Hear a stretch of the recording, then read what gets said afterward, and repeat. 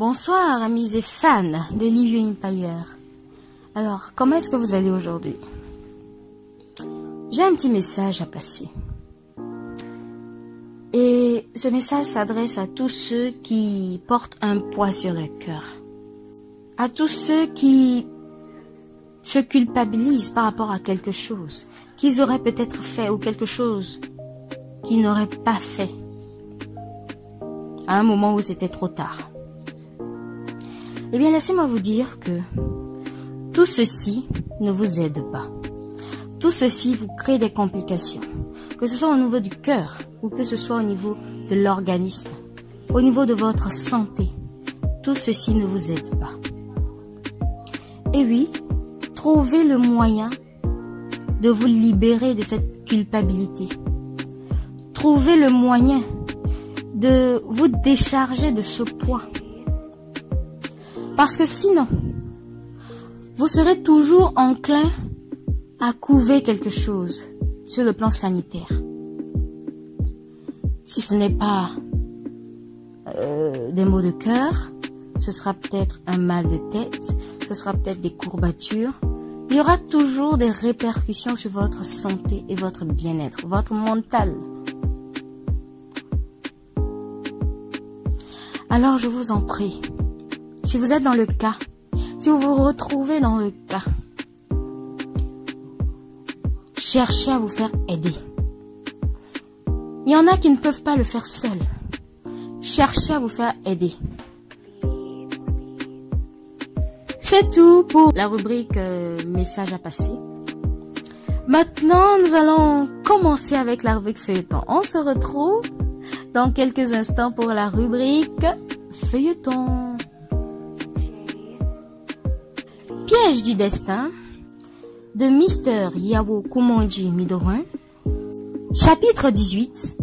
Le plus dur reste à venir. Tu sais là ouais, j'apprécie tout effort que tu fournis. De même, ça me fait aussi mal d'imaginer que ce type t'a embrassé un seul instant. Donc tu crois que c'est une joie pour moi de me laisser frôler par quelqu'un qui n'est même pas de mon goût d'homme? Tu sais à quel point ça me rebute de me salir ainsi en sacrifiant ma dignité de femme? S'il te plaît, ne m'énerve pas. Sinon tu règles ton histoire tout seul. Non, ce n'est pas ce que je voulais dire, s'il te plaît. Et je m'excuse si je t'ai offensé. Mais comprends juste que je suis amoureux de toi. Depuis ce baiser, tu as pris tous mes sens. J'ai encore la sensation unique de tes tendres lèvres sur les miennes qui en veulent encore et encore. Mon cœur ne cesse de me réclamer tout de toi pour tout te donner en retour. Es-tu sérieux là, jeune homme? Me déclares-tu sincèrement là que tu m'aimes? Veux-tu insinuer que tu es jaloux pour moi? Jaloux de m'imaginer ou de me voir avec un homme? Me prends-tu pour un plaisantin? Je t'aime là, ouais. Cette histoire nous a rapprochés encore plus et j'ai fini par tomber amoureux de toi. Bien que je t'appréciasse beaucoup. Je t'aime aussi, gentil. Je t'ai toujours aimé et j'attendais ce moment de toi depuis. Je t'ai tellement envoyé des signaux, mon idiot. Les deux nouveaux tourtereaux qui se retrouvent en fin de compte s'enlacent passionnément. Dirait-on ainsi que l'emprisonnement de Maounion devient le déclenchement d'une histoire d'amour pour Gentil et le bonheur tant attendu de Laoué qui ne le connaît même pas encore jusque-là. Et ainsi son malheur fait du bien plutôt dans la vie d'autres personnes dehors pendant que lui-même porte le poids de l'injustice dans la géole. Les jours passent et Laoué continue son jeu avec Dojiko. Elle le mène à plus de folie amoureuse et à des sorties les soirs. Des fois en compagnie de ses deux acolytes, Folikwe et Elias. Maintenant, elle l'a dans ses mains.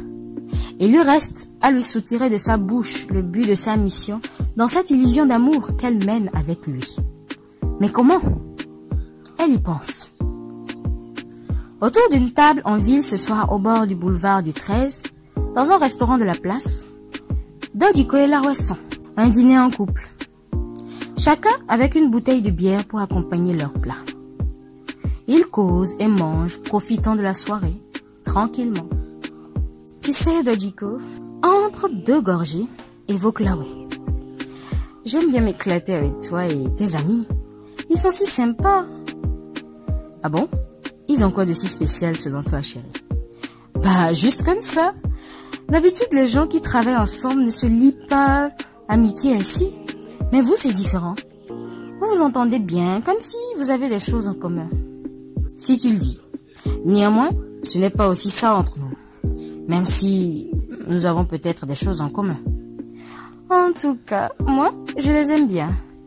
Tu les aimes? Oui, je veux dire, je les apprécie beaucoup. Ok. Ayonao. Pour dire, ce serait mieux pour toi. Monsieur ne va pas me dire qu'il est jaloux comme ça déjà, hein? Toi, tu es mon prince charmant. Elle se met à lui chatouiller le menton des bouts des ongles de la main gauche.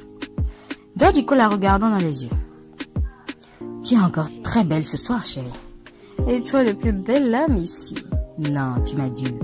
Pas du tout, petit cœur. Tu es magnifique. Et toi, tu es splendide. Merci alors pour toute cette attention. Maintenant, dis-moi, vous êtes seulement 3 au boulot, toi et tes amis? Non, pourquoi? Juste pour savoir. Disons, nous sommes 8 actuellement. Ce n'est pas une petite boutique pour avoir 3 employés seulement, surtout avec ce que le travail demande comme énergie. Même à 8 que nous sommes, c'est avec un certain courage. Et toi, tu quittes quand? Tu me disais entre-temps que tu comptais le laisser pour tes propres affaires. As-tu vraiment suffisamment les moyens? Oui, disons que j'ai ce qu'il faut pour débuter. J'ai fait pas mal de sous actuellement, tu sais. Par tes économies? Eh oui. Pourquoi? Ma question t'embête?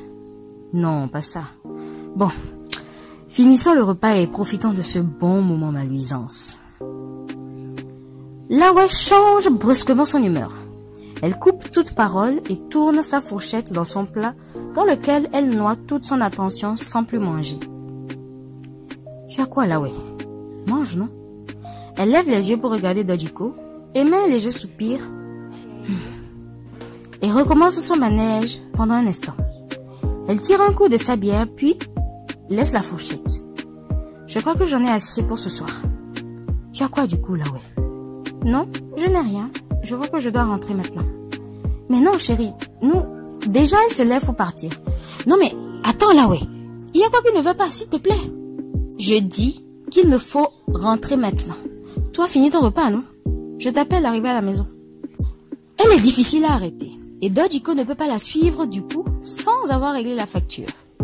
Elle s'en va, laissant son compagnon noyé dans un vrai imbroglio. Sur sa moto, Gentil attend sa désormais petite amie, Lawe, dans un tournant sur une autre ruelle. Elle va l'y rejoindre. Les deux ont préparé cette soirée pour donner un coup amer à Dojiko. Et alors, mon amour? Il est là à s'agiter. Allons-y, mon petit cœur. Il se pourrait qu'il me poursuive déjà. Elle monte sur la moto et il quitte les lieux. Dojiko se presse, très angoissé, pour retrouver Lawe. Il ne la voit nulle part dans la rue. Il tourne sur lui-même, anxieux, tente de la joindre sur son portable, hélas, l'appel ne passe pas. Son phone est éteint. Désappointement. La force et la faiblesse d'un homme résident dans ses sentiments. Un homme amoureux est un être aussi vulnérable. Dojiko n'a jamais fait une semaine avec une fille sans l'avoir mise dans son lit. Et jamais il n'a couru après une femme. Il n'a jamais eu de relation sérieuse avec aucune. Il drague, il met dans son lit, il tire ses coups et met au garage pour les suivantes. Des femmes dans sa vie, il en compte. Aucune d'elles n'a jamais eu de poids sur lui. Mais le voilà amoindri jusqu'aux os, depuis des mois déjà, et il n'a jamais eu la minime chance de voir la simple couleur d'un seul string de Lawe. Ni de loin, ni de près, même pas par hasard. Les quelques rares embrassades au cou de lèvres sont quand cette dernière lui donne volontiers l'occasion pour le cajoler ou le passer aux grilles. Or, il est sérieusement amoureux d'elle. Il a même laissé ses courses aux jupettes, pour se consacrer à elle. Faire du sérieux une fois dans sa vie avec une femme et ne pas la perdre. Voilà qu'il en souffre. Lui, Dojiko. Quant aux deux petits enquêteurs et amoureux, Gentil conduit Lawe jusqu'à chez elle avant de la laisser pour rentrer chez lui. À demain, ma magnificence. À demain, mon trésor. Dojiko essaie toute la nuit de joindre Lawe, mais en vain. Il ne comprend rien à cet enchevêtrement. Pourquoi cette attitude du coup? Il y a quoi? Il semble ne pas aller avec elle. En quoi je pourrais l'énerver alors que nous passions un bon moment? Tant de questions lui passent par la tête et le rendre frustré. Il n'en revient pas. Vraiment, il l'aime sérieusement, s'est engagé pleinement pour elle. Lawe est chez Gentil. Ils sont ensemble dans la chambre en train de causer dans le lit. Son téléphone se mettant à sonner, elle jette un coup d'œil. Ah, c'est le salaud. Lance-t-elle à Gentil. Décroche. Oui, c'est ce que je vais faire. Le coup d'hier a parfaitement réussi, ce qui rassure qu'il est complètement ensorcelé désormais. Et ça ne vient que de commencer. Je lui donne juste une semaine de calvaire, maintenant, avant de finir avec lui. Attends, je réponds. Elle décroche, laissant l'appel sur haut-parleur afin que Gentil écoute aussi leur conversation. Allô, comment tu vas? Comment veux-tu que j'aille après ce que tu m'as fait hier? Où es-tu, s'il te plaît? J'ai besoin de te voir. J'ai fait quoi? Bref, je ne suis pas dispo maintenant pour que tu me voies. Je suis sérieusement occupée. Je veux que nous discutions, toi et moi, je t'en prie. Trouve un instant dans la journée, mon amour. Discuter? De quoi, là? Et tu ne peux pas en parler en même temps? Je n'ai pas de temps aujourd'hui, je te dis. D'ailleurs, j'ai du devoir à accomplir. Pourquoi tu te comportes brusquement de la sorte, chérie? J'ai fait quoi et tu ne peux pas me le dire? Bon, je vais voir ce que je peux faire. Si je trouve un peu de temps, je te fais signe dans l'après-midi. Mais là, je ne te promets rien et ne m'oblige pas non plus. Elle raccroche. Waouh! Tu es une vraie salope, toi. Une vraie casse-tête. Laisse-le là-bas. Je vais le bousiller. En attendant, on fait quoi? Tu sais de quoi je parle, non? Viens ici. Il saute sur elle. Il la taquine. Il s'amuse, il s'esclaffe. Lawe opine, favorable sans réticence aux intentions de Gentil qui lui sont parfaitement claires. Les yeux dans le même reflet, pétillant de tranquillité d'esprit, elle s'adonne extatique. Fougueusement, ils se débarrassent de leurs vêtements, dans de bouillonnantes convoitises réciproques. Ils se mettent à renvoyer leurs têtes dans les airs, s'embrassant langoureusement, décryptant tendrement tour à tour de leurs lèvres, leurs langues, leurs mains, leur corps, jusque dans leur intimité. Ils scandent des cantiques de gémissements inouïs auxquels les sens répondent avec exactitude. Leur souffle fusionne et n'exprime que les mêmes désirs. Affectueusement, ils se savourent. Passionnément, avec art et harmonie, ils finissent en partie torrides de jambes en l'air. Ils font plusieurs tours des cieux avant de venir s'affaisser comblés dans l'asphalte des jouissances de leur croisière. Pour avoir même le diable, placez-lui une femme. 3 jours après sa mésaventure, Dojiko retrouve la sérénité entre Lawe et lui. Le cours normal des choses revient comme si de rien n'était. Lawe est revenue à de meilleurs sentiments. Elle s'est même excusée. Elle est devenue encore plus douce qu'elle ne l'a été avec lui auparavant. Au deuxième week-end, la magie des amours est une fois de plus au rendez-vous. Lawe est chez Dojiko, les deux couchés dans le sofa. Dojiko torse nu avec juste une culotte de sport. Lawe sur lui à moitié, en camisole sur pagne nouée au rein, en train de lui passer la main sur le buste. Elle le caresse, Elle le dévore des yeux amoureux. Ces instants de délice, où le bonheur est une réalité qu'on savoure croustillante, dans un monde béatifié qui n'appartient qu'à soi, où le temps n'existe point, où la vie est pure extase, et le monde un empire conquis après de dures batailles. Dis-moi, Dojiko, quelles sont les choses qui te sont les plus chères dans la vie et pour lesquelles tu pourrais condamner quelqu'un qui veut te les prendre? Comment dire, d'abord il y a toi, mon ange, pour qui je peux même affronter Lucifer. Là-bas, Henri Kahn. Regardez-moi un menteur comme ça, là. Toi, tu peux affronter qui? Et lui faire quoi pour qui même? Gros menteur, ouais. Et le fait tirer une gorgée de vin. Ce vin, Dojiko en consomme allègrement avec toute sa fierté. Il se laisse emporter dans du babillage, répondant à toute question que lui pose Lawe, avant de se perdre dans un sommeil profond. Il ne va se réveiller que des heures plus tard avec de la migraine. Il ne verra point à ses côtés celle qui croit être son amour. Il a consommé du vin alcoolisé que Lawe a encore raisonnablement drogué. Celle-ci a sa confiance totale déjà, mais il fallait qu'elle mette toutes les chances de son côté. Alors elle lui a panaché le vin pour le saouler à un certain niveau, pouvant lui permettre de lui soutirer plus facilement des choses avant de passer à son assaut final, sans que la boisson ne lui crée aucun dommage. Coup réussi, Lawa est partie depuis le laisser après avoir eu ce qu'elle cherchait. Mission accomplie, s'est-elle clamée avant de s'en aller toute ravie, vociférant dans une oreille de Dojiko sous sommation. Imbécile et voleur, tu comprendras derrière les grilles, sale con de ton espèce.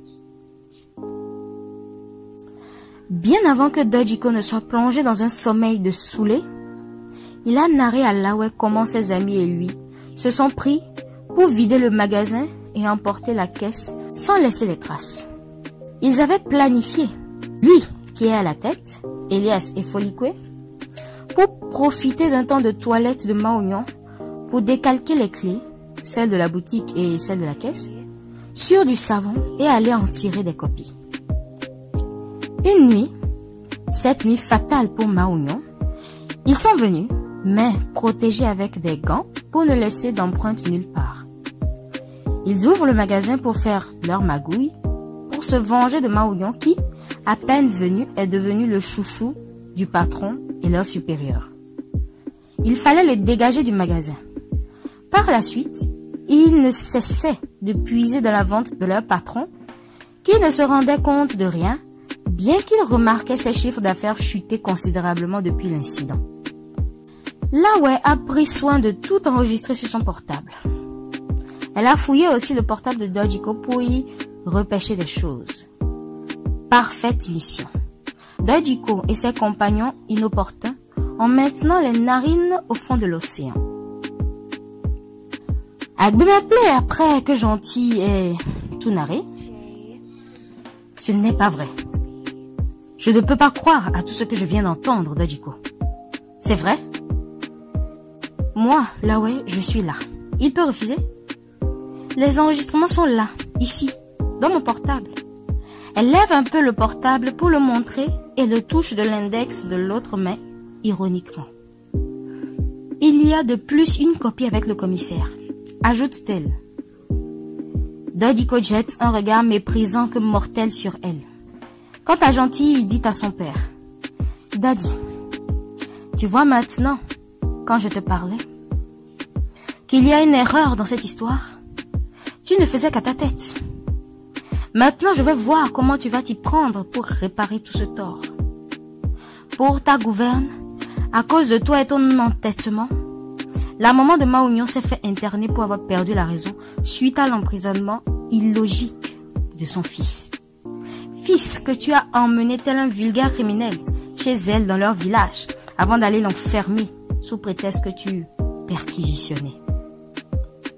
Puis, il dit à Lawe en toute furie. Lawe, allons-nous-en d'ici maintenant.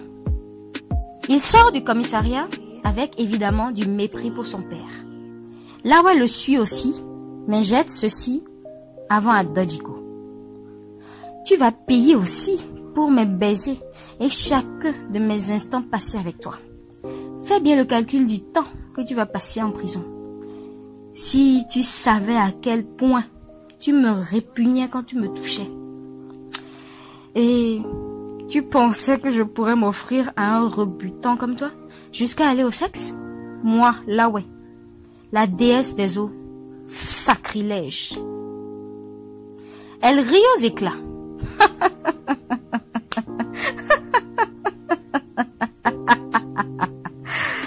Telle une folle, à cette appellation de déesse des eaux qu'elle s'est attribuée avant de continuer plus sereine.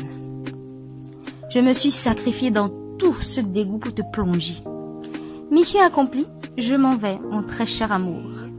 Gros idiot va, qui s'est gavé du venin d'un python. Tu ne sais pas à quel point j'ai la rage de te dévorer, telle une tigresse blessée. À cause de toi, il y a un innocent en prison et une mère fragile dans un asile psychiatrique pour son fils. Misérable. Aux policiers, elle lance aussi. Messieurs les agents, veuillez jouer votre rôle et bien. Que cet individu paye pleinement pour le crime commis sur un pauvre innocent.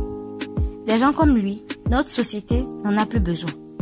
Nous souffrons de beaucoup de maux déjà dans ce pays. Merci. D'où viens-tu comme ça, Gentil? Et très rageur. Demande Lucie à Gentil à son retour à la maison. Je viens du commissariat, maman. J'ai parfait ma mission aujourd'hui. Quelle mission? Te souviens-tu de Maouillon? Ton mari est au commissariat face à sa honte, évidemment, en train de s'expliquer tout seul ou avec son nombre des choses. Lucie devient plus intéressée. Et alors, pourquoi face à sa honte? Il a vu les coupables et que ce ne soit vraiment pas Maouillon? Je t'avais dit que j'allais trouver le fond de cette affaire, non? Maouillon n'y est pour rien. Les coupables, ce sont ces imbéciles de Dodjiko, de Foliko et d'Elias. Ils sont en train de s'expliquer au commissariat avec Daddy. Lucie les mains levées. Que Dieu soit loué à jamais. Au lieu de commencer par louer Dieu déjà à jamais, pense plutôt à comment aider ton cher mari à réparer tout son tort causé à Maouillon et sa mère internée gratuitement. Le plus dur reste à venir. Et il y en aura plus que besoin. Il quitte sa maman avec la même furie et se retire dans sa chambre sans mot attendre d'elle. Et oui, chers amis, c'est fini pour aujourd'hui. Comme nous avons pu le constater, Lawe est arrivé à bout de sa mission. Notre cher Dodjiko ne pourra plus nier les faits. Mais alors, comme l'a dit le chapitre, le plus dur reste à venir. Comment est-ce que notre cher Agbemakple fera face à la situation ou fera face à Maouillon désormais? Et pire, à sa mère internée. Eh bien, découvrez la suite demain à 20h30. Sur ce, je vous souhaite une excellente soirée. C'était Sachaka pour le plaisir de votre écoute. Ciao, ciao!